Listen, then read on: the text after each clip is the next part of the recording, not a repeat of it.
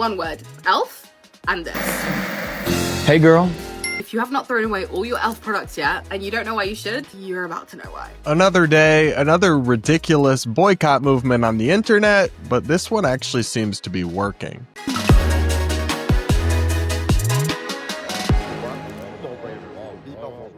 We're going to break down TikTok's latest outrage and subsequent boycott and so much more on today's episode of the Brad vs. Everyone podcast, my daily show where we cover the craziest ideas from across our media, our politics, and the internet, all from an independent perspective. Up first, guys, I don't know if you have ever heard of the comedian Matt Rife. He had kind of a big moment, had some success, but then was involved in some controversy and has fallen off a little bit. But he's a pretty popular stand-up comedian, known for his crowd work and for being quite attractive. And that's a big part of his shtick. Well, anyway, TikTok is currently up in arms over his latest commercial collaboration with a makeup brand called e.l.f. Now, I am not a makeup person. I do a little bit sometimes when I'm on camera, but I'm not like a makeup guy. So I don't know anything about makeup brands. This is my first segue into this world. But they are facing tremendous backlash right now on TikTok for featuring him in a commercial, as if that is like some evil, terrible thing to do. And just like millions upon millions of people on the internet, particularly woke women, if we're being honest, are crashing out over this in kind of deranged fashion, all because of a couple jokes Matt Rife has made in the past. It's quite something. Here's the first video we're going to take a look at. This has almost 3 million views, guys, and it's very normal, very stable, very totally sane. Take a listen to this. One word, elf, and this. Hey girl. If you have not thrown away all your elf products yet, and you don't know why you should, you're about to know why. Elf, elf, elf. Someone on the elf marketing team may need to get fired because elf, what did you do? I'm not even gonna lie, I don't even know who this Matt guy is, but what I do know is that elf, there is no way in the world that elf should have been working with him. For a cosmetics brand that is supposed to empower women, tell me who was in actual Delulu when they decided on this campaign. I know there's this whole thing about like dark humor. I get it. I have dark humor. I find dark humor funny, but it's one thing to have dark humor and it's another thing completely to joke about the things that e.l.f. and Matt Rife basically condone. Either someone on the e.l.f. marketing team was like full on drunk when they decided to like approve this campaign, or high. I do get the fact that in this world of social media, a bit of controversy goes a long way, but there's controversy and then there's just outright plain stupidity. Like, don't be showing yourself as a brand that empowers women, and then in the same breath, you're working with people that make jokes about women being abused. Like, what the actual hell, actually? And in the meantime, I will be using brands that don't make fun of the female population and basically insult them in a way that goes far beyond dark humor. I think a lot of us are going to have to agree that right now, currently, e.l.f., you are on the X list. Hey, so this is unhinged and deeply incoherent, yet millions of people, particularly women, but also a lot of gays and theys, are signing on to this narrative on TikTok and elsewhere on the internet. It makes no sense at all. First off, kind of audacious to say, I have no idea who this man is, really, but it's so terrible that a brand would work with him. Maybe you shouldn't actually yap like this so confidently about something when you don't know who he is. Which is it, right? Are you either a voice that millions of people should be listening to on this subject, or have you never heard of the guy? It really can't be both, at least not if your goal is to make any sense. And then she says, well, I like dark humor, but he joked about domestic violence involving women. Okay, so it's dark humor is great, except certain dark areas of humor that I personally find upsetting or don't like. You can't really have both there. And then it is absolutely insane and totally baseless to suggest that because a comedian made a joke about a certain traumatic or horrific issue, they therefore condone it, or that a brand therefore condones every joke they've made if they feature a comedian in a commercial. Now, I'm open to the idea that he shouldn't have been in this commercial just because he has nothing to do with makeup. They probably just thought that he is just a very handsome guy that a lot of women are fans of, and that's why they put him in the commercial. I don't know. But the idea that by doing so, they're somehow endorsing domestic violence is genuinely unhinged. And this entire crash out that we're seeing across TikTok just seems totally unjustified and unwarranted to me. But guys, we actually haven't even gotten to the most unhinged part of this story yet. And I'm going to show it to you after this. What if you could delay your 2 next mortgage payments? That's right, imagine putting those 2 payments in your pocket and finally having a little bit of breathing room. That could happen if you call American Financing today. If you're feeling stretched by everyday expenses, groceries, gas, bills piling up, you're not alone. Most Americans are putting these expenses on credit cards and there doesn't seem to be a way out. American Financing can show you how to use your home's equity to pay off that debt. You need to call American Financing today before you get to a point where you can't make those payments. Their salary-based mortgage consultants are helping Americans restructure their debt and consolidate their loans, all without upfront fees. And their customers are saving an average of $800 a month, which is like a $10,000 a year raise. It's fast, it's simple, and it could save your budget this summer. So call now before it's too late. It's 866-891-4811. That's 866-891-4811. 866-891-4811, or just visit the link on screen, americanfinancing.net/Brad Polumbo. You'll be glad you did. So not only do we have these typical kind of TikTok yapping videos where people set up and film themselves and talk, which I do too. That's I'm not even saying that with any shade whatsoever. But we also have had these extremely melodramatic short videos with music playing in the background. I'll just show you screenshots so I don't get copyrighted, and there's no voiceover.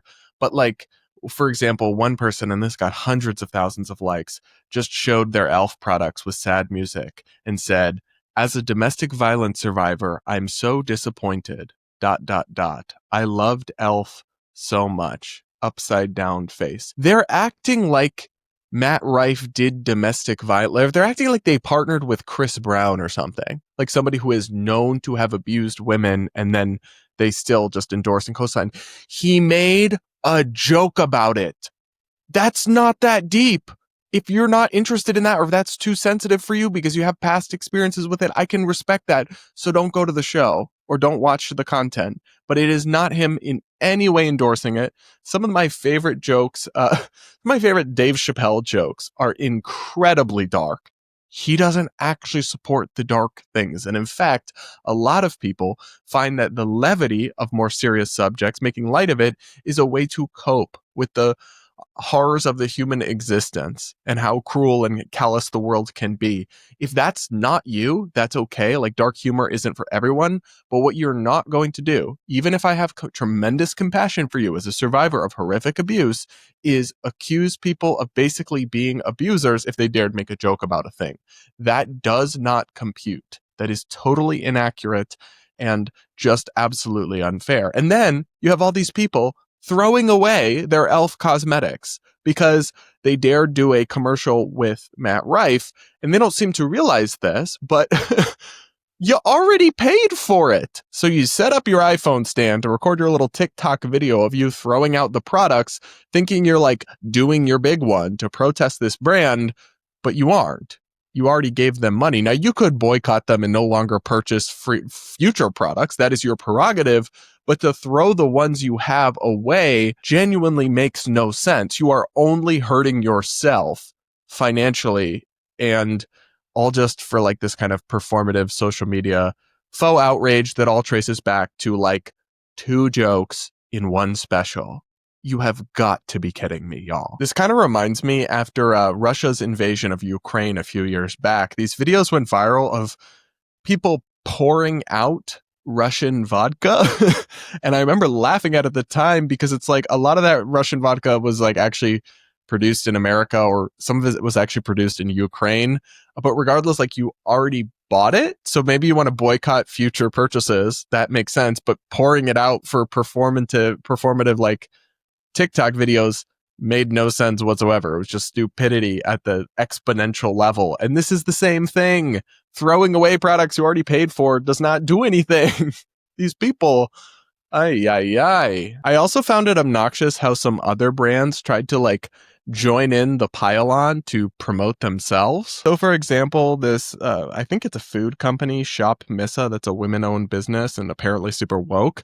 they shared a video and they said, just a reminder that we do things like this instead of paying comedians who make bad jokes against women to do an ad for us. Wow, you're just so stunning and so brave. It's like, can y'all show me on the doll where the joke hurt you? Right? Like, is the trauma and pain inflicted by a joke no one forced you to watch really that deep? Listen, I've been through some bleak things in my life, and there are certain things that are sensitive to me, but you know what? People are still allowed to joke about them. And I'm sorry, but that doesn't make them evil, and it certainly doesn't make them persona non grata for brands to work with for the rest of time in eternity. Like, I'm open to the idea that Matt Rife didn't need to be in this commercial or wasn't a great fit for the brand, but this joke should not render him, untouchable in the marketing industry for life. That is insane. And this is also sinister. This is cynical. These other brands hopping in, they're just trying to cash in on the unfair cancellation of another company. They're not actually, genuinely moved by this, or at least I kind of doubt it. They just want to get their bag. Now, the brand has addressed the backlash in a statement that we are going to get to. But first, guys, just a quick reminder to make sure you're subscribed if you aren't yet. Do hit that like button while you are at it. And remember to send in your voicemails for my Voicemail Friday episodes where I react to your woke horror stories, give you advice about your personal life situations, and answer any questions you guys have for me. The link to send in one of those is, as always, in the description. Now, guys, we're going to take a look at some of the statements that e.l.f. has released that are sort of like quasi-apologies that aren't quite apologies. And spoiler alert, they're not going over particularly well. Here is one e.l.f. hater on TikTok reading over and reacting to some of their statements. Y'all, this whole e.l.f. Matt Rife situation keeps getting worse. There is a big gap between our intention and how this missed the mark for some people. We always aim to deliver positivity, and this one didn't, so we find ourselves in a position where, quite honestly, that doesn't feel good for us. Okay, some of this is just like word vomit, and quite honestly, this doesn't feel good for us. Like, it doesn't feel good for your customer base. None of that is an apology. And then here, we are very much known for operating in real time. That's what it means to be in the cultural zeitgeist. So we're not looking in the rearview mirror when we're operating the real-time marketing machine. So this could be construed in two ways. One, you knew that this comedian was making jokes about domestic violence in the past, but you didn't care about the past. Or you're not going back and vetting the people that you work with, which, I mean, this wasn't like some niche incident. This is his Netflix special. It's very difficult to miss. So you're basically saying either you knew and you didn't care, or you didn't go back to find this out. Lastly, they posted a note on their social media that was still like making jokes and making light of this. We understand we missed the mark with the people we care about in our e.l.f. community. Not an apology. While Elfino and Schmar's closest to... How could you still keep joking? Oh, also, at the time that I'm recording this, after all that has transpired, the campaign is still up on their Instagram. It's just shocking. So I agree with him, actually. It is shocking that e.l.f. is like not quite apologizing and is keeping up the campaign. A year or two ago, I feel like the brand would have instantly folded to the backlash. But maybe some of these corporations are developing like just a little bit of the spine, just like this much, but maybe not. I don't know. It gives me a little bit of hope. And these people, I mean, they must not have real problems. I'm sorry, but if y'all are this pressed, and I feel this way about the right-wingers getting all upset about a couple male cheerleaders on a couple NFL teams. If y'all are this pressed over a makeup company featuring someone in a commercial, it wasn't even all about him. He was like one character of multiple high-profile characters in a commercial, because he made one joke that offends you or two jokes that offended you a while ago. You must have a pretty chill life. Like, you really can't have that much stress or that many problems going on. You can't be that oppressed if you have time to worry about that kind of stuff. You simply cannot. Now, one heartening aspect of this is that a significant number of women on TikTok were posting videos essentially saying that, like, they're not going to stop buying e.l.f. products. It's not that deep, and they're over cancel culture. And while these videos were not getting millions of views and millions of likes in the way that the kind of outrage videos were, they also weren't small. They were getting hundreds of thousands of views and tens of thousands of likes. So maybe nature is healing a little bit. Maybe even young people, even on TikTok, some of them are starting to catch up with common sense and getting sick of the incessant outrages and cancellations and boycotts, because Lord knows I'm sick of it all, but I suffer through it for your viewing pleasure.